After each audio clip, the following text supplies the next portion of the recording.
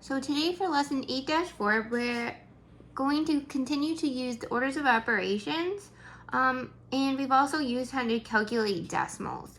Today what we're going to do is we're going to learn how to use order of operations to evaluate expressions containing decimals. Ask yourself what kinds of things in life must be performed in a certain order. So we know that PEMDAS, we have to use that order in order to get the right answer, but what things in life do you have to do in order to get the correct outcome? So I'm thinking of like a recipe, certain steps you can't do first before other steps, or else your recipe isn't going to turn out. Can you think of any other things that have to be done in a certain order?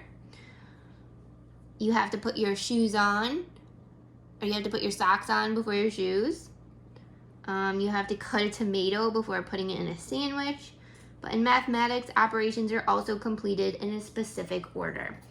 So again, just for review, we call that PEMDAS. So parentheses, exponents, multiplication, division, addition, and subtraction. So please excuse my dear Aunt Sally as a way to remember it. Today we're going to be looking at these things right here. They are called brackets. So you can ask yourself, why did they create brackets? Why didn't they just do a double set of parentheses? Because it's kind of confusing. So what they did was they did brackets, and then they put parentheses inside of it for things that you have to solve first in order to get the correct answer. Another way, so we say PEMDAS. Another way to think about this is GEMDAS. So if you think like a gem in a ring, G actually stands for groupings instead of just P parentheses, because we do have parentheses here, but also brackets. So in 6th grade, they say GEMDAS because groupings, it starts with a G. So it'd be groupings, exponents, multiplication, division, addition, and subtraction. Don't forget, I do put a line under multiplication and division, and also addition and subtraction, because it doesn't necessarily matter. Multiplication and division are together, but anything when you're working from left to right. So which one comes first when you're looking from left to right? If division comes before multiplication when you're working from left to right, then you would do division first. Same thing with addition and subtraction. You would do subtraction first if it was from left to right. So again, I would go get a calculator. I'm going to be using a calculator myself to complete this, because again, I'm worried about the order of operations. I'm not necessarily worried about you calculating. So it is good review for you to calculate, but you don't have to do it. So you can just use a calculator. So brackets and parentheses are both used to show groupings. Brackets are used to avoid double parentheses. So they do a bracket like this with parentheses inside instead of just the double parentheses like this. So evaluate expressions according to the order of operations. So again, I'm just going to write PEMDAS because the more you write it, the more it gets into your brain and the more that you remember. So you're just going to, again, use PEMDAS in order to do this. So if I'm looking at this, I told you 8-4 is now introducing decimals, so it's going to get a little bit trickier, but you do have your calculator, so we're going to rely on that. So 2.3, or 2 to the 3/10, 2 and 3/10 to the second power, plus in brackets 9 times 0 and 4/10 parentheses, plus 3 times 0.8 parentheses in brackets times 1.2. So then what you're going to do is evaluate inside parentheses, then evaluate inside the brackets. So what you have to do is parentheses first within the bracket. So I have this set of parentheses and this set of parentheses that I have to solve. So 2 and 3/10 to the second power just stays outside. When you multiply 9 times 0.4, you can type that into your calculator and you would get 3.6. Then you're going to multiply 3 times 8/10, and you would get 2.4. So this is kind of just going back. When you're taking a whole number and you're multiplying it by a decimal, notice this number is smaller than that whole number. Same thing here. Multiplying 3 times 8/10, this number is smaller than the whole number, and that's because you're multiplying by a decimal, which is not a whole number. And then you're going to do times 1.2, or 1 and 2/10, which is on the outside. So you remember, you have to rewrite it each time. Then you still have brackets here. So then you also have to solve for that. So you would add 3 0.6 plus 2.4. When you do that, you would get 6. So then you just bring down the information. So 2 and 3/10 to the second power plus 6 times 1 and 2/10. So now what you have to do is use PEMDAS. So I figured out all of my parentheses. I did that. Check. Do I have exponents? I do have exponents. So you're going to have to evaluate for that. Type in your calculator 2.3 times 2.3 because you're putting it in twice. When you do that, you get 5 and 29 hundredths plus 6 times 1.2. So then you're rewriting it. So then you have to think, am I doing multiplication? I do have multiplication, so I have to do that first. So I'm going to multiply 6 times 1 and 2/10. And so if you think about it, I'm multiplying a whole number and a whole number and a decimal, so it will be larger than this number. So it's just a good way to estimate what your number is going to be. So then when you multiply 6 times 1 and 2/10, you get 7 and 2/10. And then you're going to add to that 5 and 29 hundredths. When you do that, you get the final answer of 12 and 49 hundredths. So it's a lot of steps. I will modify your homework because it is a lot of work. But we're going to try these together. So again, get your calculator out. I have my calculator that I'll be using. So here I have in parentheses 4 and 8/10 divided by 2, parentheses closed, times 5. So PEMDAS, parentheses, I have to solve for this first. So when you put in your numbers, you would do 4 and 8/10 divided by 2. And you would get 2 and 4/10 times 5. And then I'm going to just solve. So that is equal to 12. And I'm going to just circle my final answer.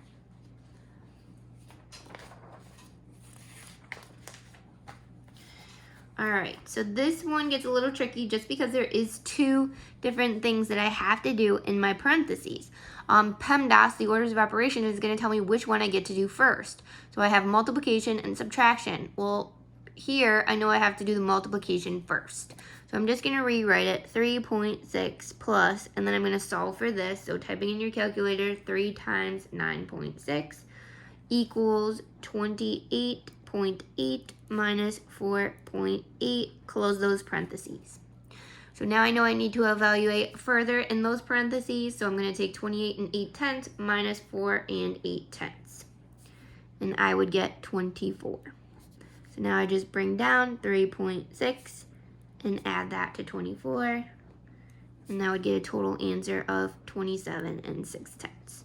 So using a calculator makes this so much easier than having to do all of the math for this. Okay, so the next one, we have brackets around this whole entire problem, and then we have parentheses inside. So again, we do have to do parentheses first, even if there's brackets. So you would just type in 6 and 2/10 times 8 and 4/10. And I got 52 and 8/100 minus 9 and 28/100. So I'm going to type that into my calculator, and I would get 42 and 8/10.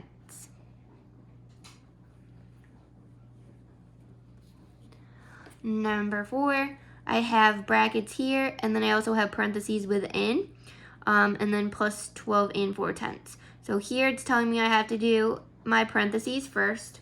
So 9 and 6/10 into your calculator divided by 3 equals, so 3 and 2/10. Then I'm just going to do this. I still have to evaluate the groupings. So 3 and 2/10 times 7, I would get 22 and 4/10 plus 12 and 4/10. And that's equal to 34 and 8/10.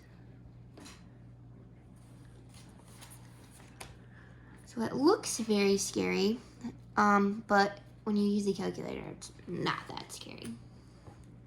All right, so here we have brackets again, parentheses within, and then a little bit of extra. So I'm just gonna multiply first, so 6 times 2 and 3/10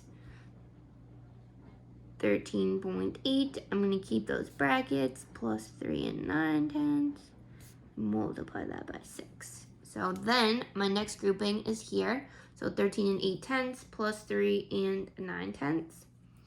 You would get 17 and 7/10 and multiply that by 6. Nice part about using a calculator too is that you can keep a lot of this information in already and then just type in your new stuff. So I had the 17 and 7/10. All I had to do was multiply, hit the multiplication key plus 6.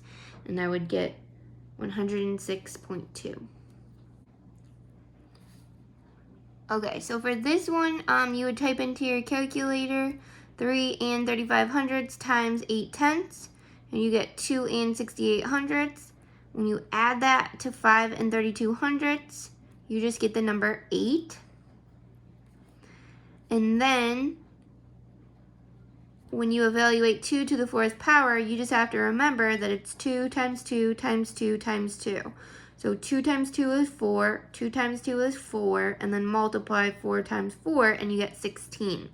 So now what you're going to do is you're just going to take 16 and divide it by 8. And when you do that, you get the answer of 2.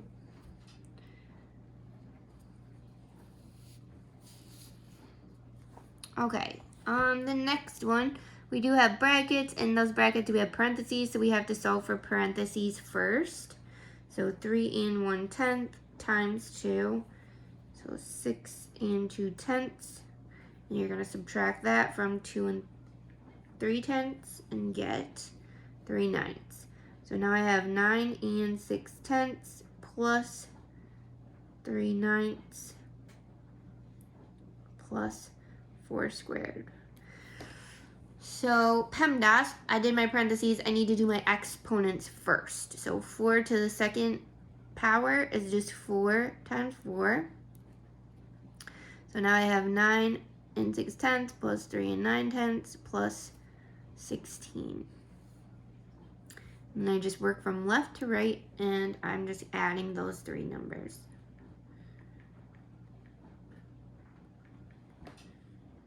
And when I do that, I get 29 and 5/10. All right, number 8. So we have exponents, and then we have brackets. Within the brackets, we have 2 sets of parentheses, so we do have to solve for this one and then this one. So you would just type it into your calculator, 24/100 times 5, so 1 and 2/10 plus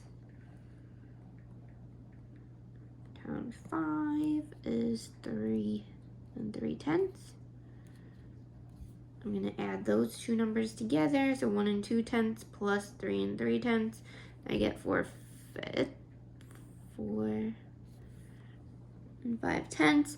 And I'm going to bring this, so 6 squared minus 9 divided by 4 and 5/10. So orders of operation, I did my parentheses. I need to do my exponents next. So 6 squared is 6 times 6, so 36 minus 9 divided by 4 and 5/10.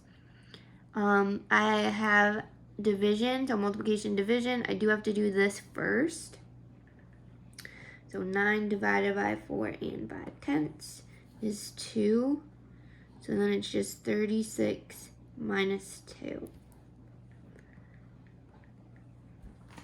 And you would get the answer of 34. So it's a lot of steps, but definitely using a calculator helps. And just remembering the orders of operation, PEMDAS, also helps. How would you use estimation to evaluate this expression? So what you could do is that you could round the decimal, right, to the nearest whole number and then get an estimate. So if I was to round 10 and 2/10, I would just say it's 10 times, in brackets, 2 times 7, so 5 or more, add 1 more. So I'm just going to round this up to 4 plus 8 in brackets. So then I can evaluate in parentheses, 4 times 2 is 8. 8 plus 8 is 16. And then you're going to multiply that by 10. So anytime you multiply anything by 10, all you have to do is take this number, which is 16, and then add however many zeros. In this case, it's 10, so I just have 1 0. So an estimation would be that it would be close to 160. I have a calculator right here, so I'm just going to solve and just see if it's close. So I'm just going to multiply 2 times 3 and 7/10 is equal to 7 and 4/10 plus 8 is equal to 15 and 4/10. So 16 isn't that far away. And then I multiply it by 10. And I get 154. So the thing with decimals is multiplying by tens is you would just count how many zeros, 1, and then I move it that far to the right. So 154. So I would say those are pretty close. Okay, let's take a look at your homework. So again, I said we can modify it because it is a lot of steps. So you can cross out 2, 4, 6, 8, 10. You only have to do 1, 3, 5, 7, 9.